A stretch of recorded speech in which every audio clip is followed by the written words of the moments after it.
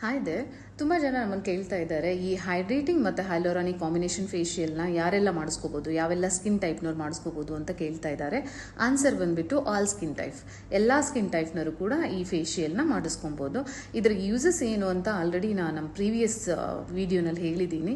So deep hydration ಜೊತೆಗೆ deep nourishment ಕೂಡ ಇರುತ್ತೆ. ಅದ್ರ ಜೊತೆಗೆ ಮತ್ತೊಂದು ಆ್ಯಡ್ ಆನ್ ಆಗೋದೇನು ಅಂತಂದರೆ ಐಗೆ ತುಂಬ ಸೂದಿಂಗ್ ಎಫೆಕ್ಟ್ ಕೊಡುತ್ತೆ. ಯಾರಿಗೆಲ್ಲ ಡ್ರೈ ಐಸ್ ಇದೆ, ಇಚ್ಚಿ ಐಸ್ ಇದೆ, ಸೊ ವಾಟರಿ ಐಸ್ ಇದೆ, ಅವರಿಗೆ ತುಂಬಾ ಹೆಲ್ಪ್ಫುಲ್ ಆಗುತ್ತೆ. ಆ್ಯಂಡ್ ಡ್ರೈ ಸ್ಕಿನ್ ಅವ್ರಿಗೆ ಬಂದುಬಿಟ್ಟು ಡೀಪ್ ಮಾಯ್ಶ್ಚರ್ನ ರಿಟೈನ್ ಮಾಡೋದ್ರಲ್ಲಿ ಹೆಲ್ಪ್ ಮಾಡುತ್ತೆ. ಆಯಿಲ್ ಸ್ಕಿನ್ ಅವ್ರಿಗೆ ಬಂದುಬಿಟ್ಟು ಆಯಿಲ್ ಸೆಗ್ರಿಗೇಷನ್ನ ಕಂಟ್ರೋಲ್ ಮಾಡೋದ್ರ ಜೊತೆಗೆ ಕ್ಲಾಗ್ಸ್ನ ಓಪನ್ ಮಾಡುತ್ತೆ. ಆ್ಯಂಡ್ ಸೆನ್ಸಿಟಿವ್ ಸ್ಕಿನ್ ಅವ್ರಿಗೆ ತುಂಬ ಡೀಪ್ ಎಫೆಕ್ಟಿವ್ ಕೊಡುತ್ತೆ.